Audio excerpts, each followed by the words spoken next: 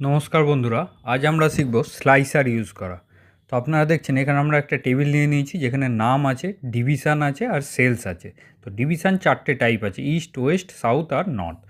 তো আমরা নর্মালি এখানে ইস্ট বা ওয়েস্ট বা সাউথের যদি ডেটা বার করতে চাই, তার জন্য কি করি আমরা নর্মালি এই নেম, ডিভিশান এবং সেলস, এই যে রোটা, এইটাকে ফিল্টার লাগিয়ে নিয়ে আমরা ডিভিশানে যাই, গিয়ে ড্রপডাউন মেনুতে গিয়ে শুধু যেটাই সিলেক্ট করব, ইস্ট সিলেক্ট করলে ইস্ট, নর্থ সিলেক্ট করলে নর্থ।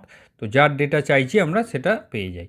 কিন্তু না, আমরা অন্যভাবে ব্যবহার করব। আমরা পুরো টেবিলটা সিলেক্ট করব, কন্ট্রোল টি মারবো। আমরা দেখুন ক্রিয়েট টেবিল বলে একটা অপশান এসছে, ওটা ওপেন করব।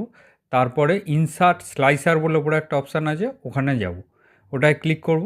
দিয়ে দেখুন 3টে কলাম, যে আমার নেম, ডিভিশান, সেলস তিনটেই আসছে। তো আমরা ডিভিশান চেকবক্স করে ওকে করব।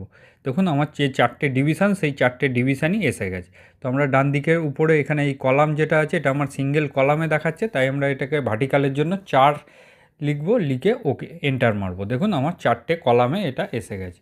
আমরা এটাকে ড্র্যাগ করে এই টেবিলের মাথায় এটাকে নিয়ে আসবো, নিয়ে সেট করে দেবো। দিয়ে এবার আমার যে ডেটাটা চাইছি আমি শুধুমাত্র সেইটা ক্লিক করব। দেখুন ইস্ট চাইলে ইস্টের পেয়ে গেলাম, নর্থ চাইলে নর্থ, সাউথ চাইলে সাউথ, ওয়েস্ট চাইলে ওয়েস্ট।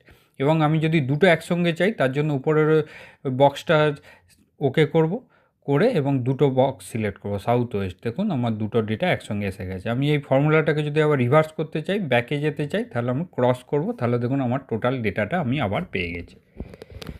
ধন্যবাদ।